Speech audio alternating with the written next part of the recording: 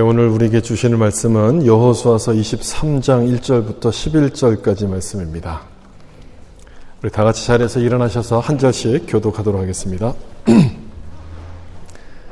여호와께서 주위의 모든 원수들로부터 이스라엘을 쉬게 하신 지 오랜 후에 여호수아가 나이 많아 늙은지라 온 이스라엘 곧 그들의 장로들과 수령들과 재판장들과 관리들을 불러다가 그들에게 이르되 나는 나이가 많아 너희 하나님 여호와께서 너희를 위하여 이 모든 나라에 행하신 일을 너희가 다 보았거니와 너희 하나님 여호와 그는 너희를 위하여 싸우신 이시니라.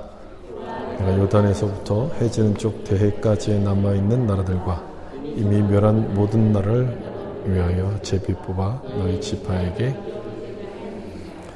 너희 하나님 여호와 그가 너희 앞에서 그들을 쫓아내사 너희 목전에서 그들을 떠나게 하시리니 너희의 하나님 여호와께서 너희에게 말씀하신 대로 너희가 그 땅을 차지할 것이라.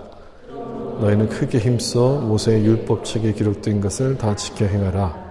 그것을 떠나 우로나 좌로나 너희 중에 남아있는 이 민족들 중에 들어가지 말라. 그들의 신들의 이름을 부르지 말라. 그것들을 가리켜 맹세하지 말라. 또 그것을 섬겨서 그것들에게 절하지 말라. 너희 하나님 여호와께 가까이 하기를 오늘까지 행한 것 같이. 이는 여호와께서 강대한 나라들을 너희 앞에서 쫓아내셨으므로 오늘까지 너희에게 맞선 자가 하나도 없었느니라. 천명을 조치르니 이는 너희의 하나님 여호와 그가 너희를 위하여 같이 읽겠습니다. 그러므로 스스로 조심하여 너희의 하나님 여호와를 사랑하라. 아멘. 말씀에 은혜 받으세요. 인사하면서 앉겠습니다. 말씀에 은혜 받으세요. 아멘. 여호수아의 고별 설교란 제목으로 말씀을 나누겠습니다. 그 여호수아 마지막 부분인데 23장, 24장은 그 여호수아가 했던 마지막 고별 설교를 기록하고 있습니다. 두 파트로 나눠지는데 오늘 읽은 23장은 그 이스라엘의 지도자들에게 주는 그런 고별 설교이고 다음 주에 보게 될 24장은 이스라엘 백성 전체를 향한 그런 고별 설교가 됩니다. 이 고별 설교라는 것은 여호수아가 마지막으로 했던 당부 또는 유언 이렇게 볼 수 있겠죠. 마지막 유언을 남기는 거라면 하고 싶은 말이 얼마나 많았겠습니까? 여러분들은 마지막 말을 남긴다면 어떤 말을 남기고 싶으시겠습니까? 많은 말을 남기기보다 꼭 기억해야 될 아주 중요한 말을 남기지 않겠습니까? 여호수아도 마찬가지였어요. 가만히 보니까 이 이스라엘 백성들이 땅을 다 분배했습니다. 분배를 받아놓고 그 땅을 정복할 생각을 안 하고 있었어요. 가나안 전쟁이 끝났을 때가 여호수아 나이가 90세였고 이제 죽을 때가 됐을 때가 110세였거든요. 20년이 흐른 거예요. 그 기간 동안 아무것도 안 하고 있는 거죠. 전쟁이 끝났다는 그 생각에 긴장감이 풀려서 그런 것인지 손을 놓고 있는 이 백성들을 보니까 내가 죽기 전에 이것만큼은 꼭 전해줘야 되겠다라고 그런 생각이 들었던 거죠. 게다가 이제 이스라엘의 주역이 될 이 젊은 세대는 광야 생활을 모릅니다. 전쟁도 잘 모릅니다. 고생을 모르고 자란 세대이다 보니까 여호수아가 볼 때는 이 너무너무 큰일이다. 이제 큰일이다 이렇게 싶은 거죠. 부모 세대가 가졌던 그 간절한 믿음, 끈기, 열정 이런 것들이 보이지 않으니까 위기의식을 느껴서 마지막으로 이 유언을 남기게 된 겁니다. 이 말씀이 이스라엘 백성들을 향한 고별 설교이지만 사실 하나님의 백성은 어떻게 살아야 되는가를 설명하고 있는 말씀이기에 우리에게도 중요한 말씀이죠. 여러분, 우리도 마찬가지 아닙니까? 삶이 점점 풍요로워지고 사회 환경이 달라지다 보니까 이전 같은 신앙의 열심을 찾아보기가 힘든 세대가 됐습니다. 그래서 여호수아의 이 고별 설교는 좀 더 특별하게 느껴지는 것 같아요. 우리를 향한 말씀처럼 꼭 그렇게 느껴지는 말씀입니다. 오늘 본문의 3절과 4절을 좀 보시면 너희 하나님 여호와께서 너희를 위하여 이 모든 나라에 행하신 일을 너희가 다 보았거니와 너희의 하나님 여호와 그는 너희를 위하여 싸우신 이시니라. 보라 내가 요단에서부터 해지는 쪽 대해까지의 남아있는 나라들과 이미 멸한 모든 나라를 내가 너희를 위하여 제비 뽑아 너희의 지파에게 기업이 되게 하였느니라. 가나안 땅을 정복했던 것을 아주 짤막하게 지금 언급하는, 요약하는 그런 말씀인데요. 여호수아가 고별 설교를 하면서 시작을 지금 이렇게 하는 겁니다. 그럼 왜 이 이야기로 시작을 할까요? 가나안 땅을 정복했던 이 이야기를 왜 고별 설교의 시작으로 삼았을까? 하나님의 은혜로 정복한 거 아닙니까? 이 하나님의 은혜를 잊어버리면 안 되기 때문에 지금 이 말로 시작을 하는 거예요. 여러분, 우리는요, 뭔가를 딱 이루고 나면 내가 한 것처럼 생각이 돼요. 처음에는 하나님께 막 감사합니다 그러지만 시간이 지나다 보면 내가 똑똑해서 그런 거지, 내가 능력이 좋아서 그런 거야, 이렇게 우리가 생각을 해요. 믿음이 좋든 아니든 다 똑같습니다. 그래서 이 여호수아는 이 모든 것들이 하나님이 주신 결과임을 잊어서는 안 된다라고 이 말씀을 먼저 언급하는 거예요. 이 말씀을 먼저 언급한다는 것은 그리스도인들이 가져야 될 그 베이스, 기초를 지금 설명하는 것이거든요. 그리고 하나님의 은혜로 내게 모든 것이 주어졌다. 이게 이제 그리스도인들이 갖는 기초적인 생각이죠. 이 말씀을 한 다음에 이 위에다가 하나씩 뭔가를 이야기하면서 이제 쌓아 나가는 거예요. 그러니까 우리가 가져야 될 가장 베이스가 뭐냐면 하나님의 은혜다. 이제 이걸 지금 설명하는 건데, 여기도 보면 너희를 위하여 싸우신 이라고 돼 있어요. 이 가나안 전쟁은 너희가 싸운 게 아니고 하나님이 싸우신 전쟁이고, 땅을 분배할 때도 어떻게 했습니까? 제비 뽑아서 나눠줬죠. 하나님께서 각자에게 맞는 땅을 나눠주신 거예요. 다시 말하면 가나안 땅에 살게 되는 이 모든 것들이 하나님이 우리에게 주셨던 은혜였다는 것을 잊어버리면 안 된다. 이 얘기를 하는 거죠. 그리고 여러분, 여기 이 말씀을 보면요, 반복되는 단어가 나오죠. 제가 읽을 때도 그 단어에 좀 힘줘서 읽었는데 어떤 단어가 반복돼서 나옵니까? 너희란 단어예요. 뭐 너희를 위하여, 뭐 너희 하나님, 이 너희란 단어가 굉장히 많이 나와요. 너희 하나님 이렇게 얘기해요. 보통 우리는 우리 하나님 이렇게 이야기하잖아요. 근데 여호수아는 지금 너희의 하나님 이렇게 지금 얘기해요.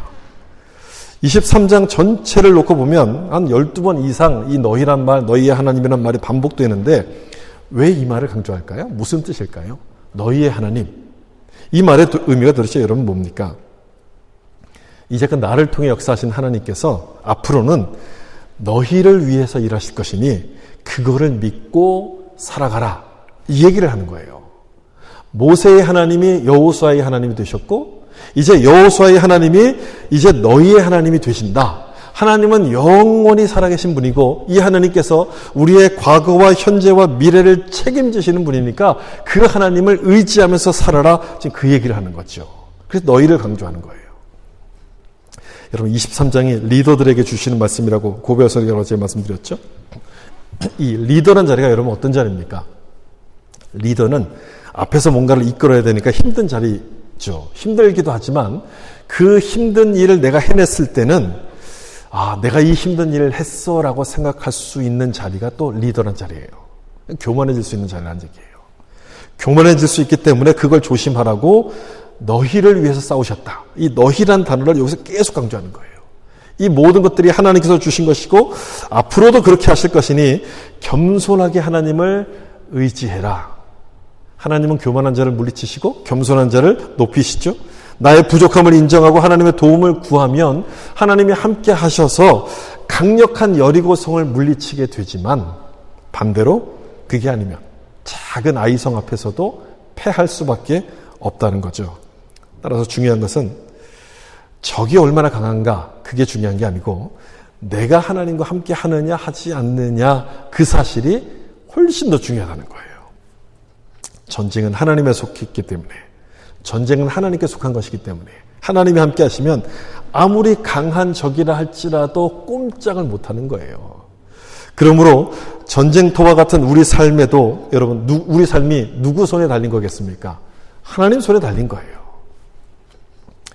여러분, 내 힘으로도 잘할 수 있지만 내 능력으로도 잘할 수 있지만 하나님이 함께 하시면요 더 잘해요. 늘 우리가 기도 안 하고도 잘하지만 기도하면 더 잘한다. 그 말처럼 내 힘으로도 잘할 수 있는데 하나님이 함께 하시면 훨씬 더 잘해요. 그는 너희를 위하여 싸우신 이라는 이 말씀 여러분 얼마나 은혜가 되는 말씀이에요. 우리 삶이 전쟁터 같다고 여러분 힘들어할 때가 얼마나 많습니까? 이 전쟁터와 같은 삶에 지쳐있는 분들이 있다면 이 말씀을 기억하시고 겸손히 하나님의 은혜를 구하셔서 우리를 위해서 싸우시는 하나님의 능력을 경험할 수 있기를 축복합니다. 하나님의 은혜에 대해서 먼저 이렇게 설명하죠. 이 은혜를 상기시킨 여호수아는 이제 그 위에다가 이제 하나님의 백성으로서 뭘 지켜야 될 것인가 이제 하나씩 이야기하기 시작하는데 6절을 보시면 그러므로 너희는 크게 힘써 모세의 율법책에 기록된 것을 다 지켜 행하라. 그것을 떠나 우러나 저러나 치우치지 말라. 율법책에 기록된 것을 지켜 행하라. 말씀에 순종하라. 이 얘기죠. 첫 번째로 삶의 지침이 되는 중요한 말씀이 말씀에 순종하랍니다. 근데 그 앞에 이 말을 덧붙여요. 이 말. 크게 힘써라고 되어 있어요. 크게 힘써. 이 본문의 고별 설교가 리더들에게 주는 말씀이라고 생각해 보면 물론 리더가 아닌 사람들에게도 다 똑같이 해당되는 거겠지만 리더라고 생각하고 이 말씀을 보면 이 의미가 조금 더 와닿아요. 리더라면 특별히 더 힘써야 된다는 거예요. 말씀에 순종하는 것에 대해서. 왜 그러냐? 이 리더란 자리에 있으면요. 여러 사람들이 와서 이야기를 합니다. 여러 사람들의 말을 다 들어야 돼요. 그러다 보면 흔들리는 거예요. 말이. 특별히 뭔가 좀 힘이 있고 유력한 사람이 와서 이야기를 하는 말이라면 그 말을 거절하기가 굉장히 어려워요. 저 사람하고 내가 이제 그 원수지간이 되면 내가 얼마나 힘들겠어요. 그래서 그 사람을 내 편으로 만들려면 그 사람의 말을 들어야 되는데 이게 굉장히 어려운 거예요. 그 말을 듣지 않을 수가 없어서 지금 여호수아는 뭐라고 얘기하냐면 크게 힘써서 말씀에 순종하라 이런 얘기예요. 리더란 자리는 그런 유혹을 받을 수 있는 자리이기 때문에 더 말씀 앞에 바로 서야만 된다는 것을 여기서 지금 강조하고 있는 거죠. 이 목회자가 되면 대접받는 일들이 종종 있는데 제가 목회를 처음 시작할 때만 해도 정말 저를 좋아해서 대접해 주시는 줄 알았어요. 굉장히 순진했던 거죠. 정말 이분이 나를 좋아하는구나 이렇게 생각을 했죠. 물론 그런 분들도 있었는데 아닌 분들이 더 많았거든요. 그러니까 저하고 친해져가지고 뭔가 좀 이렇게 영향력을 행사하기 위해서 가까이 하려던 분들도 굉장히 많았어요. 나중에 그걸 알고 나서 이제 만나는 것 자체가 굉장히 이제 조심스러워졌어요. 만나는 걸 굉장히 조심하게 되는데 리더가 바로 그런 자리거든요. 그런 유혹들이 언제든지 찾아와요. 그래서 좌로나 우로나 치우치지 않도록 크게 힘쓰라고 말씀하는 거예요. 여러분 치우치지 않으려면 기준이 딱 똑바로 돼 있어야 되잖아요. 기준을 잡아야 되는데 그 기준이 하나님의 말씀이라는 거예요. 이 말씀을 딱 붙들고 굳게 서서 균형을 잡아가야 된다. 지금 이 얘기를 하는 거죠. 이 말씀은 여호수아 1장에서도 우리가 본 말씀 아닙니까? 이제 모세의 후계자가 딱 돼서 이스라엘의 지도자로서 여호수아가 딱 시작하게 될 때 하나님이 주셨던 말씀이 바로 이 말씀이에요. 이 말씀. 그런데 여호수아가 이 말씀을 딱 받을 때 이 중에서 어떤 부분을 마음에 새겼을까요? 어떤 부분을? 좌우로 치우치지 않으려면 뭘 해야 합니까? 율법을 지켜 행해야 되죠. 지켜 행하라. 저는 이 부분을 특별히 기억했을 거라고 생각해요. 지켜 행하라. 왜냐하면 지금 이 말씀을 또다시 유언처럼 이스라엘 백성들에게 전하고 있지 않습니까? 여호수아는 정말 이 말씀대로 지켜 행했어요. 그의 삶을 보면 정말 말씀대로 지켜 행했고 이 말씀이 여호수아 평생의 좌우명과도 같은 말씀이었어요. 그의 삶을 보면 그래요. 여러분 지켜 행하라. 그러니까 바로 이 좌우명이었죠. 여러분 우리가 말씀을 읽고 듣는 것은 뭐 지식을 얻기 위해서가 아닌 거죠. 왜 듣습니까? 우리 그것을 지켜 행하기 위해서 이 말씀을 듣는 거예요. 그렇죠? 아무리 많은 말씀을 들어도 그 말씀을 지켜 행하지 않는다면 무슨 소용이 있겠어요? 귀만 커질 뿐 우리 삶에는 아무런 영향을 끼치지 못합니다. 이 중고거래 사이트에 가끔 운동기구 판다는 광고가 올라와요. 저는 그걸 볼 때마다 굉장히 재밌어요. 뭐라고 이렇게 광고를 이렇게 자기 물건을 판다고 올리냐면 구입 후 몇 번 사용 안 함 이렇게 올려요. 뭐 5회 미만, 뭐 3회 미만 이렇게 해서 올려요. 그걸 왜 샀을까요? 그걸 왜 샀을까? 물론 살 때의 마음은 이걸 사기만 하면 나는 운동을 할 거고 사기만 하면 내가 저절로 살이 빠질 거야 이런 생각을 가지고 샀겠죠. 근데 그게 아니었던 거예요. 그 비만 문제로 제일 심각한 나라가 이제 미국 아닙니까? 이 미국에서 비만 치료를 위해서 사람들이 쓰는 돈이요, 뭐 30조가 넘는데요. 뭐 이게 언제 통계인지 잘 모르겠는데 하여튼 어마어마한 돈을 쓰는 거예요. 그렇게 많은 돈을 쓰면 비만 인구가 줄어야 되잖아요. 근데 안 줄어요. 계속 늘어가요. 돈을 쓰는데 이 비만 문제가 해결이 안 돼요. 왜 안 될까? 이유가 뭘까? 구입 후 몇 번 사용 안 하니까. 그래서 그래요. 지켜 행하지 않기 때문에 그렇다는 거예요. 마찬가지로 말씀을 듣기만 하고 이 말씀을 지키지 않으면 영적인 비만에 걸리는 거예요. 절대 우리 삶이 달라지지가 않는 거예요. 여러분, 그래서 우리가 크게 힘써야 되는 것은요, 듣는 것도 힘써야 되지만 들은 말씀을 지켜 행하는 일에 힘써야 돼요. 여호수아가 이 말씀을 평생의 좌우명으로 삼았던 것처럼 우리도 말씀을 듣고 지켜 행하게 될 때 좌우로 치우치지 않는 균형 잡힌 믿음을 소유하게 된다는 것이죠. 그 다음에 순종하라는 말씀을 하고, 그 다음에 두 번째 있는 말씀 보면 8절에 보면 또 이렇게 당부해요. 오직 너희 하나님 여호와께 가까이 하기를 오늘까지 행한 것 같이 하라. 하나님을 가까이 하라. 두 번째 지금 당부하는 내용이 이거예요. 하나님을 가까이 하라. 여러분, 이 말씀은 요단 동편 지파들을 떠나 보낼 때 했던 그 말씀, 여러분 기억나시죠? 그때 그들에게도 했던 말씀이에요. 그에게 친근히 하여, 하나님을 친근히 하라. 그때는 그렇게 설명했어요. 가까이 하라는 것과 똑같은 말인데, 가까이 해야 되는 이유가 뭡니까? 기억하십니까, 여러분? 그때도 말씀드렸는데, 하나님을 가까이 해야 되는 이유가 뭐냐? 그러면 틈이 벌어지지 않으니까. 하나님과 나 사이에 틈이 생기면 그 틈으로 누가 침투합니까? 사탄이 침투하는 거예요. 우리가 기도하지 않고 하나님의 말씀을 읽지 않으면 내 마음이 점점 멀어져요. 틈이 벌어지는 거예요. 그럼 그 틈으로 사탄의 유혹이 찾아오기 시작해요. 올림픽에 있는 그 레슬링 경기를 여러분 좀 생각해 보시면 좋겠는데요. 이 레슬링 경기는 상대를 이렇게 넘어뜨려야지만 이기는 경기 아닙니까? 그래서 두 사람이 막 이렇게 이제 싸움을 하는데, 이제 넘어지지 않으려면 어떻게 하냐면 바닥에 딱 납작 엎드려 있으면 이제 넘어지지 않아요. 그러면 상대편 선수가 이 붙어 있는 선수를 막 떼내려고 막 이렇게 공격을 하잖아요. 딱 붙어 있으면 있을수록 이제 공격할 틈이 안 보이게 돼요. 그리고 그렇게 버티게 되면 이 사람이 이기는 거예요. 이게 레슬링 경기예요. 바닥에 붙어 있으면 이기는 거예요. 저는 영적 싸움도 마찬가지로 생각해요. 내가 싸워서 이기는 게 아니고 내가 하나님과 이렇게 딱 붙어 있으면 그럼 이기는 거예요. 내가 싸우려고 하니까 막 힘들어요. 지쳐요. 막 이게 낚시인데요. 근데 하나님께 딱 붙어 있으면 내가 이기는 거예요. 사탄이 공격하러 왔다가 이 사람은 빈틈이 없네. 안 되겠구나. 그냥 돌아가는 거예요. 이 하나님께 가까이 있어야 되는 이유는요, 사탄의 공격을 원천 차단하는 것이기 때문에 그렇게 하셔야 되고, 또 하나는 하나님을 가까이 해야 되는 이유 또 하나는요, 예수님 말씀처럼 우리는 포도나무에 붙어 있는 가지이기 때문에 그렇게 하셔야 돼요. 하나님을 가까이 하라는 그 말씀에 대한 가장 좋은 이미지는 포도나무와 가지예요. 그 비유예요. 포도나무와 가지를 딱 생각해 보시면 하나님께 가까이 있는 게 뭔지가 딱 이렇게 머릿속에 떠올라요. 이 가지는요, 나무에 붙어 있어야지만 살지, 이 나무에서부터 떨어지는 순간 죽어요. 바로 죽는 건 아니겠죠. 수분이 말라가면서 점점 마르면서 말라가기 때문에 죽은 것과 마찬가지예요. 하나님을 믿지 않는 사람이 바로 이런 모습이 있죠. 영혼이 죽어가고 있는데도 불구하고 그걸 몰라요. 근데 그 사람들은 평생 살 것처럼 행동해요. 자기는 평생 내가 하고 싶은 대로 다 하면서 살 거야 라고 생각하는데 그렇지 않아요. 곧 말라 죽는 거예요. 곧 말라버리게 되는 거예요. 여러분, 그런 사람들이 우리 주변에 얼마나 많습니까? 특별히 우리가 살고 있는 노스밴, 또 웨스트밴 얼마나 많아요. 삶이 풍족해요. 그리고 넉넉하게 편안하게 살다 보니까 자기 삶이 영원할 거라고 생각하는데 아니죠. 하나님을 믿지 않는 사람들은요, 나무에서부터 잘려진 가지와 같아요. 떨어진 가지예요. 이게 죽어가고 있는 거예요. 안타까워서 전도하고 교회를, 예수님을 믿으라고 말해도 듣지 않아요. 그냥 자기 길대로 가요. 하나님과 더 멀어지는 길을 가기 시작해요. 바로 이 말씀은 그렇게 되지 말라는 말씀이죠.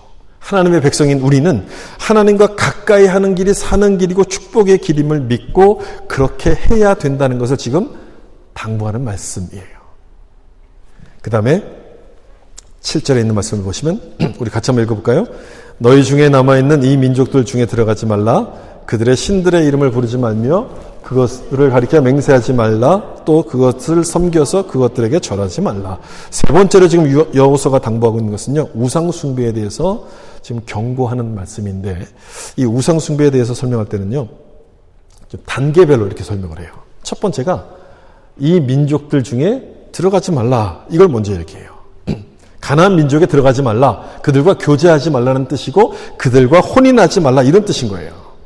이유는 뭡니까? 이 사람들과 결혼하게 되면 그들이 섬기는 우상이 이스라엘 백성들 안으로 들어오기 때문에 그렇다는 거예요. 그래서 결혼하지 말라고 말씀하시는 거예요. 참 이상한 것은 우리는 하지 말라는 것은 하고 하라는 것은 안 하지 않습니까? 좋은 건 가르쳐줘도 잘 안 되는데 나쁜 거는 안 가르쳐줘도 잘 돼요. 하나님께 순종하라는 말씀은요, 우리가 계속 듣고 배워서 잘 아는데 안 되지 않아요. 근데 죄는요, 안 배워도 그냥 돼요. 이 우상숭배도 마찬가지예요. 잔디 사이로 이 잡초가 빠르게 퍼져가는 것처럼 이 우상숭배, 하나님에 대한 불신앙은요, 한 번 들어오면 걷잡을 수 없이 퍼져가요. 한 번 들어오면. 그래서 우리의 믿음을 그냥 무너뜨리는 거예요. 그래서 들어가지 말라, 가까이 하지 말라, 이렇게 지금 여기서 말씀하고 있어요.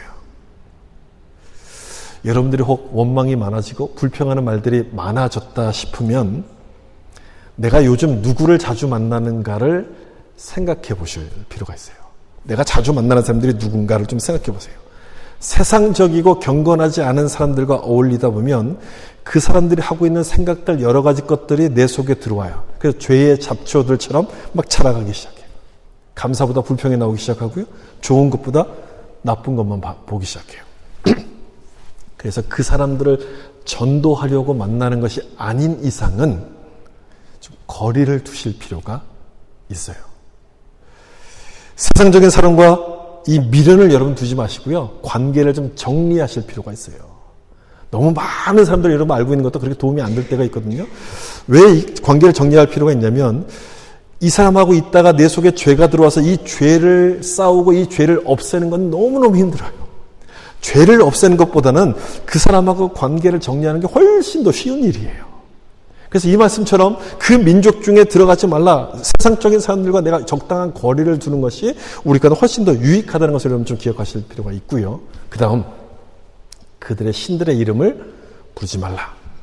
이름을 부른다는 것은 관심이 있다는 거거든요. 관심이 있으니까 생각이 나고 말하게 되는 건데 하나님의 백성인데 하나님보다 우상의 이름을 더 많이 부른다면 여러분 그게 되는 거겠습니까? 아닌 거죠. 하나님이 얼마나 섭섭하시겠어요.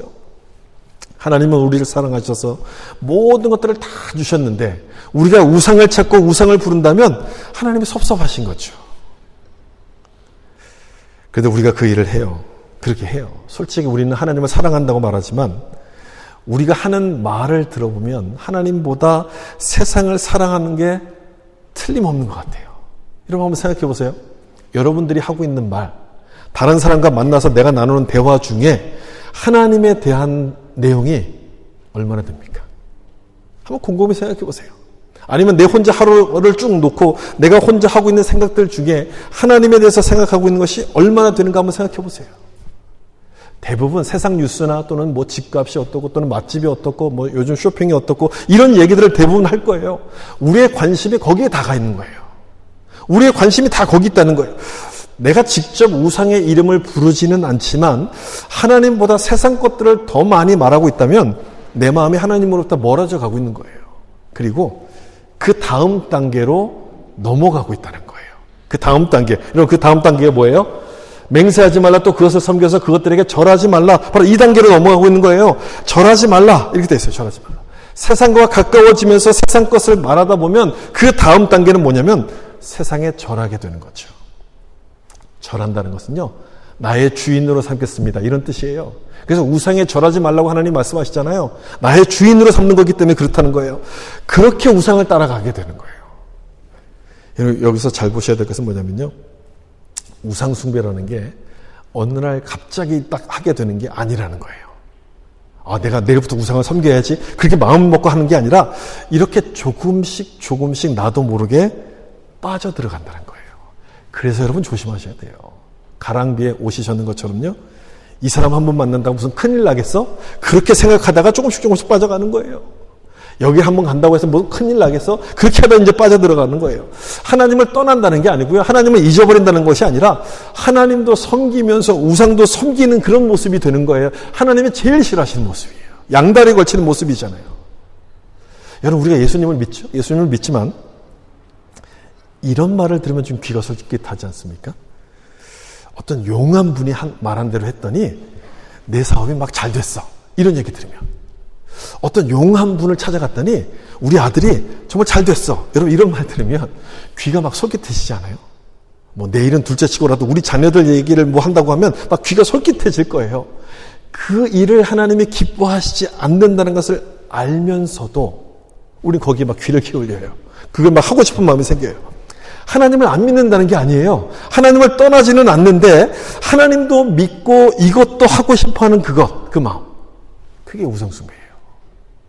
이 방법도 쓰고 저 방법도 쓰고 그게 우상숭배예요. 여러분, 그렇게 얻은 성공이라면 그 성공이 우리 가운데 축복이 되겠습니까? 부정한 방법으로 얻은 돈이 그 사람의 인생을 망치는 것처럼 우상숭배는 달콤한 독약이에요. 달콤한 독약. 멀리 하셔야 되고 분별하셔야 되고 내 삶을 잘 돌보셔야 돼요.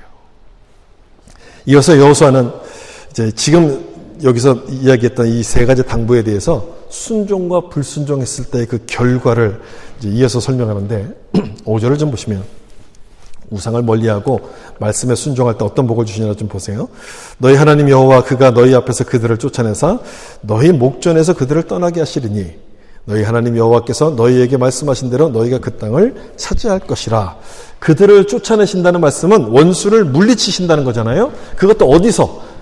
너희 목전에서 원수를 물리치신다. 이렇게 말씀하고 있어요. 여러분, 적과 내가 딱 마주쳤는데 그 적이 나를 보더니 그냥 알아서 도망가는 거예요. 목전에서 물리치신다는 말이 바로 그 말씀이에요. 싸워보지도 않고 나를 보고 그냥 도망가는 거예요. 얼마나 좋은 말씀입니까, 여러분? 힘들게 싸울 필요가 없어요. 싸우지 않아도 승리를 주시는 거예요.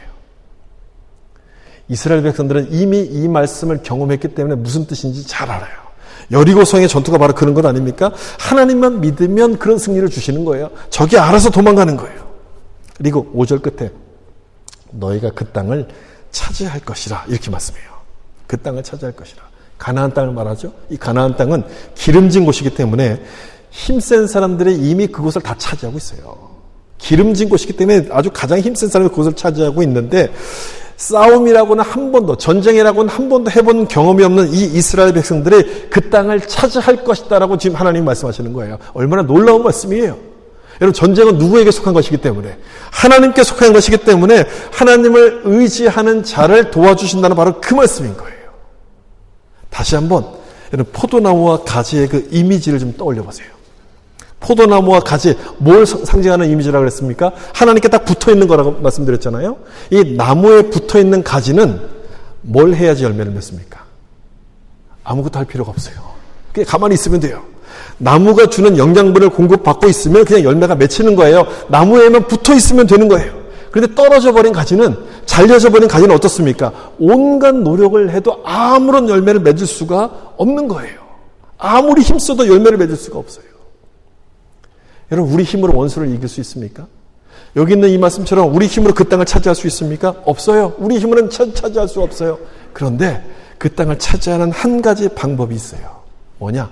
하나님을 의지하고 하나님께 딱 붙어 있으면 되는 거예요.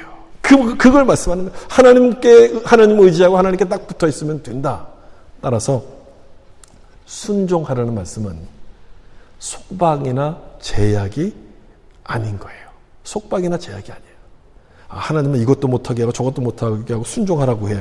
우리를 힘들게 하려는 그 말씀이 아니고 내가 할 수 없는 것을 할 수 있도록 만드시려는 하나님의 방법이 순종이라는 거예요. 그래서 우리는 기쁜 마음으로 순종하는 거예요.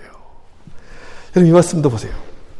23장 10절. 너희 중 한 사람이 1000명을 쫓으리니 이는 너희 하나님 여호와 그가 너희에게 말씀하신 것 같이 너희를 위하여 싸우십니다. 하나님이 함께 하시는 사람은 한 사람이 1000명을 쫓아낸대요. 여러분, 1당 100, 한 사람이 100명과 싸운다. 이 1당 100은 많이 들어봤죠? 근데 1당 1000 들어본 적 있어요? 1당 1000 처음 들어요. 이 모습이 순종의 결과라는 거예요. 얼마나 놀라운 말씀입니까, 여러분? 하나님께 딱 붙어있는 사람은 하늘의 능력을 공급받기 때문에 어느 누구도 건드릴 수가 없어요. 적이 오다가도 나를 보고 그냥 도망가는 거예요. 여러분도 이런 승리와 능력을 경험하고 싶지 않으십니까? 우상을 멀리하시고 하나님께 순종할 때 이런 놀라운 승리 주신다는 것을 믿고 하나님만 붙들 수 있기를 예수님의 이름으로 축복합니다. 마지막으로 이제 불순종에 대한 심판을 경고하는 말씀이 나오는데 13절입니다. 확실히 알라 너희 하나님 여호와께서 이 민족들을 너희 목전에서 다시는 쫓아내지 아니하시리니 그들이 너희에게 올무가 되며 덫이 되며 너희 옆구리에 채찍이 되며 너희 눈에 가시가 되어서 너희가 마침내 너희 하나님 여호와께서 너희에게 주신 이 아름다운 땅에서 멸하리라. 순종할 때 주셨던 말씀과 정반대죠. 정반대. 이거 어디 갔지? 이건가? 예. 이 민족들을 너희 목전에서 다시는 쫓아내지 아니하리니. 그러니까 원수들에게 패한다. 이 말씀인 거예요. 그리고 그들의 종이 될 것이다. 지금 이걸 말씀하는 거예요. 사실 우리가 귀를 기울여야 될 말씀은 이런 경고의 말씀이에요. 조금 전에 읽었던 그 말씀, 일당 천에 대한 말씀, 한 사람이 1000을 상대할 것이라는 그 말씀을 읽으면 여러분 아멘이 막 저절로 나오지 않습니까? 그런데 이 말씀은요, 여러분 이 말씀 읽을 때 아멘이 나옵니까? 아멘이 잘 안 나와요. 우리는 본능적으로 축복의 말씀을 좋아하기 때문에 그런데 그것만 좋아하면 한쪽으로 이렇게 치우쳐요. 좌로나 우로나 치우치지 말라고 하셨는데 균형을 갖추려면 축복의 말씀도 들어야 되지만 경고의 말씀에도 아멘 할 수 있어야 돼요. 이 말씀 앞에서도 우리는 아멘 할 수 있어야 돼요. 왜 하나님께서 축복과 경고의 말씀 두 가지를 우리한테 말씀하실까요? 우리